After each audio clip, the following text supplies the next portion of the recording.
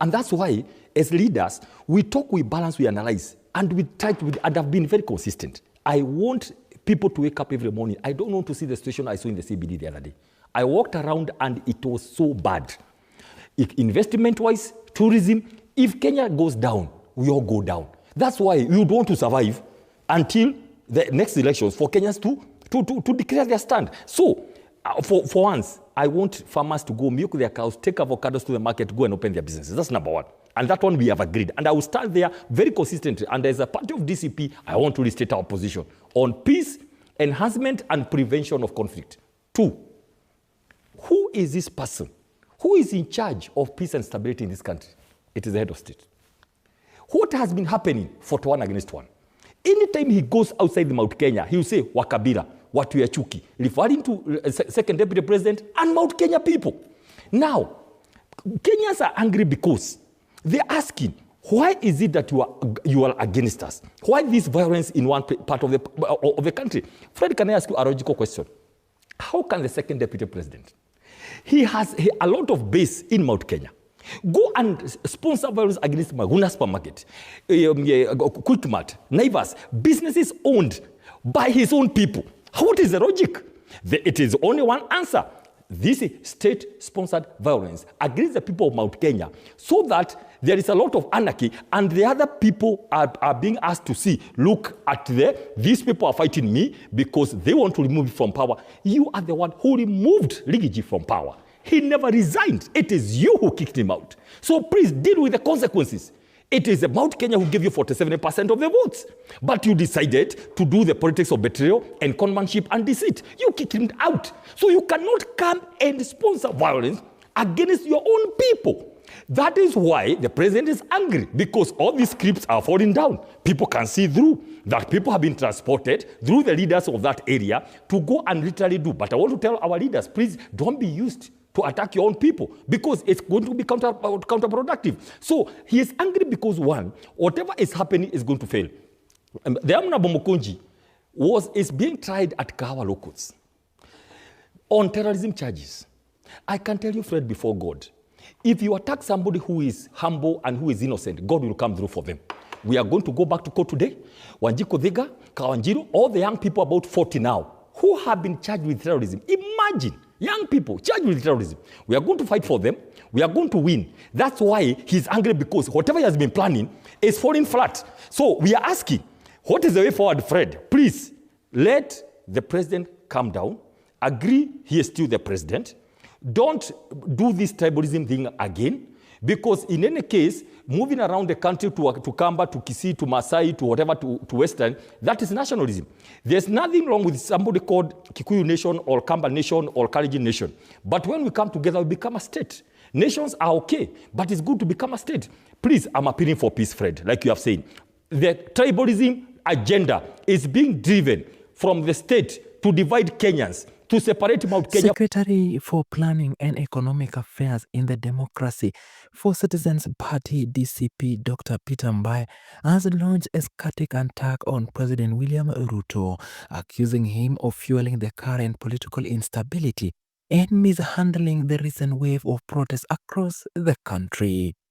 During a live morning interview, Dr. Mbae alleged that the removal of former Deputy President Rigathi Gachagua was not a voluntary decision, but rather a political orchestrated impeachment driven by the president himself. He dismissed claim by the government official that Gachagua stepped down willingly, describing them as misleading and part of the broader attempt to deflect responsibility as the administration political strategy begin to falter. Dr. Mbae questioned the president's ability to lead in the face of growing public dissatisfaction, urging him to step aside if he cannot effectively manage the ongoing national challenges. He emphasized that leadership must be grounded in accountability and the ability to respond to public demands with reason and dialogue rather than force. He also expressed deep concerns over reports of directives allegedly issued from the top leadership authorizing the use of lethal force during protests, describing such measures as reckless and unbefitting of the head of the state. Dr. Mbae warned that such action only served to escalate tension and undermine constitutional rights. His comments comes as a demonstration preliminary driven by young people continue to erupt in various parts of the country in a response to economic hardship, governance failure, and alleged allegation of state repression. The DCP, which has increasingly positioned itself as a key opposition force, has been vocal in challenging Ruto's administration decision and calling for reforms. Dr. Mbae called for a return to democratic principles and the rule of law, urging the government to engage in honest dialogue with citizens and to end what he termed as a discriminalization of dissenting voices. And leadership.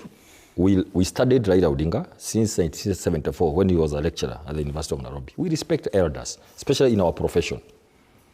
So, two, Raila Odinga is a master of dialogues that get into some working formula of getting to power through the back door, since the Moi era and all that. So we are not party to that. Number two, he tested dialogue when he went into a regiment with UDA about the 10-point agenda.